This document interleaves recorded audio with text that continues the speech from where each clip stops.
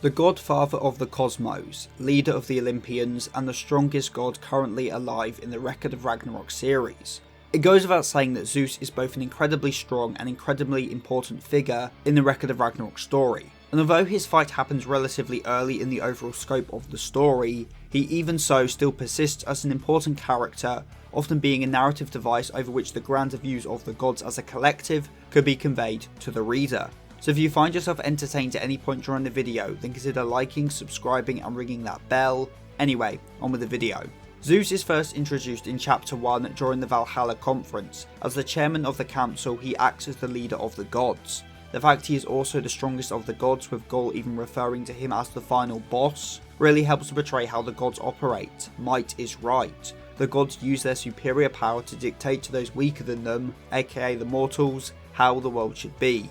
And so it's only fitting their leader is the strongest of them all. He is portrayed as a weak old man, huffing with each step he takes, yet when Brunhild calls the gods chicken, when the might of the gods is challenged, his true power is revealed, with him crushing the dragon he'd been so fond of moments before into a bloody pulp. After all, a god's opinion can change at any moment, and if it does, then whatever it changes to is still correct. The gods can do anything, no matter their age or appearance, they are still gods. And Zeus, by being so powerful despite appearing so weak, truly personifies the might of the gods beyond comprehension. What seems like common sense to humans, that old equals weak, is irrelevant when it comes to gods. So the gapness of his design and his power is a nice way of showing the deep and mysterious power of the gods. He sets Ragnarok into motion by hitting his gavel down so hard the handle snaps, and he punches the sound block instead. This could be a nice bit of foreshadowing for Zeus' own power being greater than a weapon, hence why he chooses not to use his divine weapon in round 2, or just an overall showing of the might of the gods to the point they use their own bodies in the place of tools, since well, humans may need to construct tools to accomplish things, but the gods don't need anything but their own divine bodies. During round 1, Zeus continually gets across his and well, the gods as a whole, view on the strength of humanity, like how he doesn't think Lubu stands a chance once Thor gets serious, or how when he realises the Valkyries have been playing the gods and are rebelling, he just gets excited, as well he knows army of great warriors or not, they are just humans and are more just a fun pastime than an actual threat. His opinion going into the match did not change, as well Thor the god won and Lubu the human lost. Sure, Lubu did better than any god reasonably expected, but in the end their belief Thor would win was proven correct. And so as Thor wins, Zeus whoops and cheers. As well, even if it was a death match, only a lowly human died. The whole thing is like a game to Zeus, and he treats it as such. This again being a personification of the overall views of the gods, hence why they all start chanting and cheering, something which Gaul even says is childish. But to the gods, the humans are nothing but entertainment and playthings, and so nothing in round 1 proved otherwise. However, when round 2 starts and we see Adam emerge, Zeus gives a look of shock, and straight after goes down to the entry tunnel and tells Shiva, "Move aside, I want to fight this guy." And when Shiva, the strongest god of India and well a chief god, says no, Zeus overpowers him and forces him to kneel. Even a mighty god still kneels in the presence of Zeus, because that is how the gods operate. Even other gods cannot refuse Zeus's orders, his will is still absolute, as the strongest god will never bow, but all those who oppose him will. Basically, even compared to the chief gods, Zeus is on another level. In his introduction by Heimdall, he is introduced as the godfather of the cosmos, the king of the gods, something that will come to counter his opponent, the father of humanity, Adam. They stand as the respective summits of the gods and humanity. And so when the match starts, unlike pretty much every other round in Ragnarok, it's not set off by Heimdall's words, no, instead it's by Zeus's actions, a lightning fast jab, as of course the fight only starts when Zeus means it to. Side note, weirdly round 5 is the only other round where this happens. Raiden does a Zeus and starts the match with a dropkick, so I guess it's confirmed Raiden is just him. The match begins with Zeus launching attack after attack, all of which Adam dodges, only to throw them right back at Zeus. As stated, his own attacks have been turned upon him. It's almost as if the power of the gods wasn't some unique divine gift after all, it's not something only the gods were blessed with. Something hammered home even harder by how, as stated, the omnipotent omniscient Zeus had been knocked off his feet. Because well, if he was either of those things, that wouldn't have happened. AKA Zeus ain't all powerful, none of the gods are, and their hubris in thinking they were is now coming back to bite them. Adam, their own creation, made in their image, is the ultimate example of their ego coming back to bite them. They basically made their own worst enemy, but since they were gods and Adam was human, they never saw it that way, and that almost leads to the defeat of Zeus, the strongest of the gods. Adam has all the power of the gods, but none of the ego. Maybe that's why they saw him as inferior. Whereas Zeus was having the time of his life fighting Adam, Adam would rather not fight at all, only doing so to protect his children. There was no pleasure in it for Adam. As shown in flashback, Zeus fought his father Kronos to attain the title of the strongest god, and although he didn't like his father much, Zeus very much respected him as a fighter.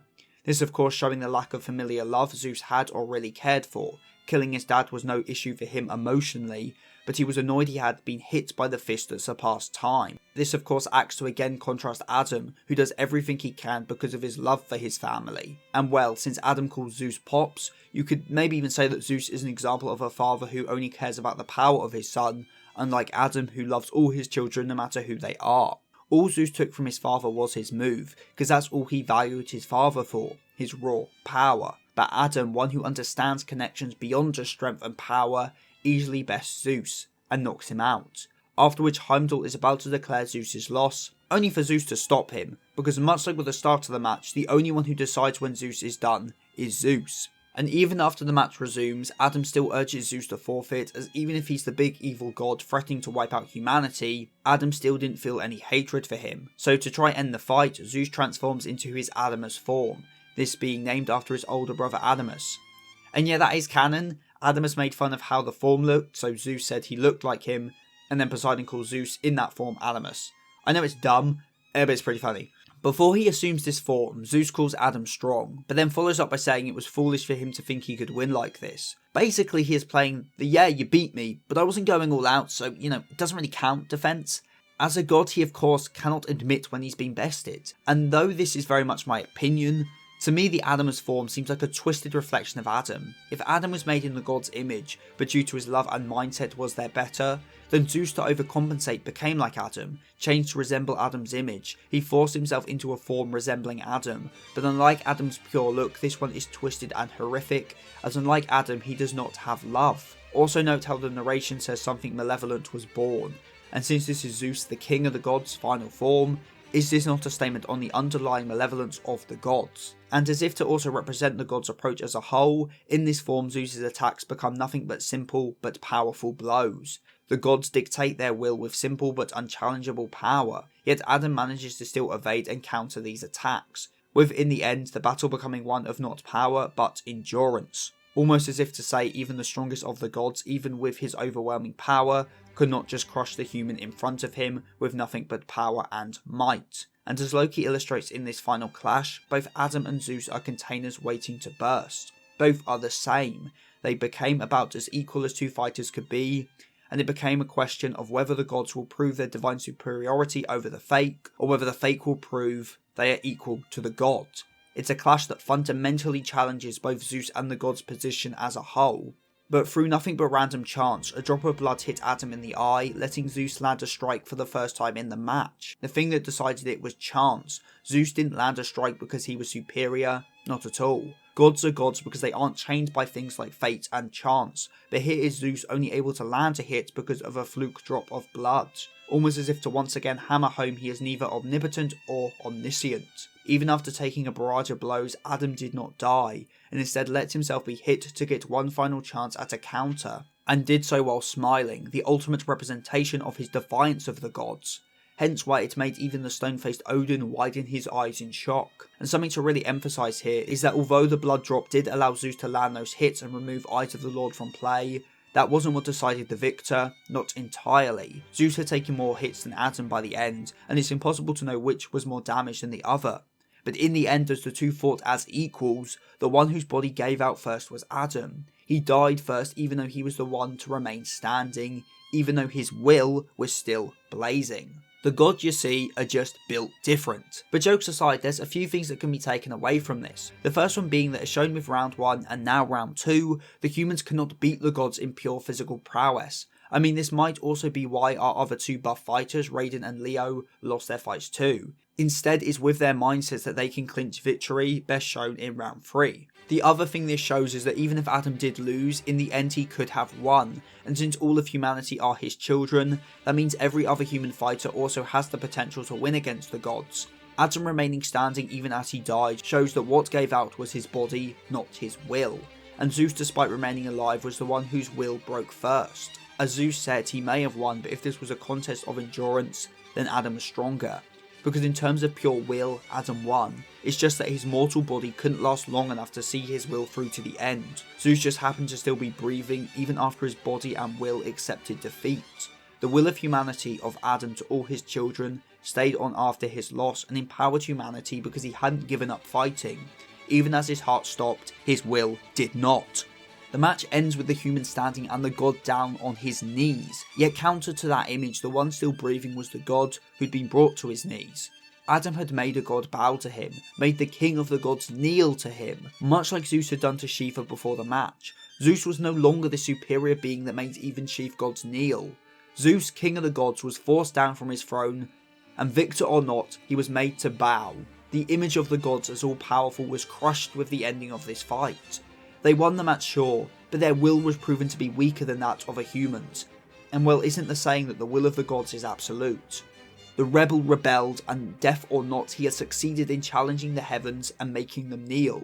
Also, quickly want to note how Ares called this the most beautiful fight he's ever seen, and I think this is something that this fight overall shows. This fight, this beautiful dance, for the first time allowed the gods and the humans to stand on the same plane, as both sides found themselves resonating as they watched the best their respective races had to offer battle it out with all their will, though that's something I think I'll touch on a little more in the Adam video. After the fight ends, Zeus calls Adam a hell of a man. It's a big difference from his reaction at the end of round 1, and although there is obviously respect in those words, it's still a long way from the mutual respect of both sides we expect to see by the end of the story.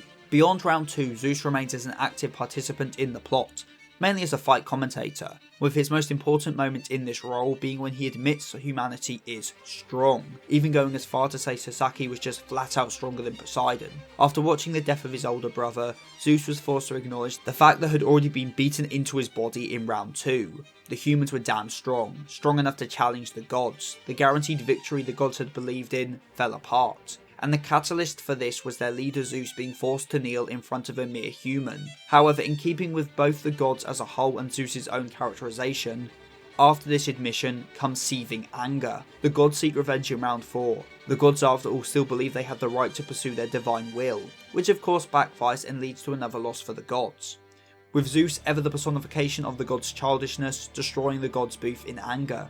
During round 5, Zeus breaks up a fight between some gods and some humans.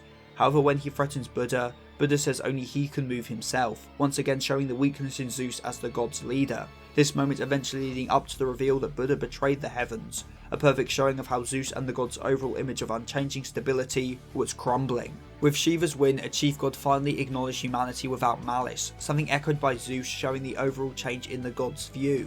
And very importantly, after this, we finally get Zeus' own personal views of humanity laid out to us. After round 5 and Shiva's victory, Zeus visits Buddha to ask him to fight in round 6. Showing the childishness of the gods, he tries to steal Buddha's candy, but the more significant part of this interaction comes when Buddha asks why he wants to destroy humanity.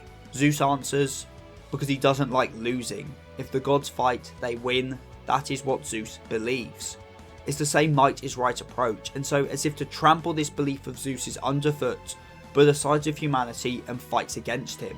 In a fight between two gods, Zeus' silly views of divine victory falls apart, as yes, a god does win, but one also loses. Round 7 saw the defeat of Zeus' eldest brother Hades, and for the first time in the tournament, humanity gained the lead. It's the first time the gods truly were shown as humanity's inferiors.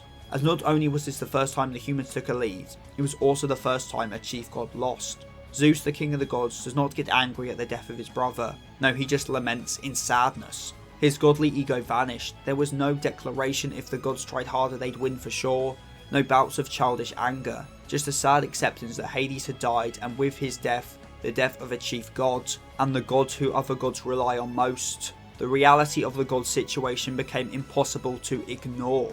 Hades apologised with his last words. He didn't betray the might of the gods, but instead the feelings of a human. I know people don't like that Hades lost, But this loss in particular is so important for showing the truth of the gods, very much like how Poseidon's loss did back in round 3. And ever since the end of round 7 we have not again seen Zeus's anger that he so readily showcased before. This, in my opinion, being the perfect sign that the gods have now accepted that they are not inherently destined to win, that their might equals right approach has finally dissolved away. And while given Susanoo wanting to fight in round 10 is eerily similar to how Zeus pushed past Shiva to fight in round 2, this upcoming round may showcase the true folly of a might equals right approach. But of course, that's to be seen. Overall, Zeus, aside from being part of one of the greatest fights in manga, is also an incredibly important narrative device in the series, to convey the overall thoughts of the gods and their changing views on humanity. And well, if you're interested in that, then perhaps check out this video on how the gods view humanity, linked up top and at the end of the video. And if you want to support this channel even further, then perhaps pledge to my Patreon, or consider becoming a channel member, so you can get your name at the end of the video like Hikari Desu, Rinjak9696, Mr. Sputum, and Matthias Rowett. So with all that said and done, I have been Seth the Sin, the Deadly Sin of Geek, and I am signing out. Stay safe, everyone.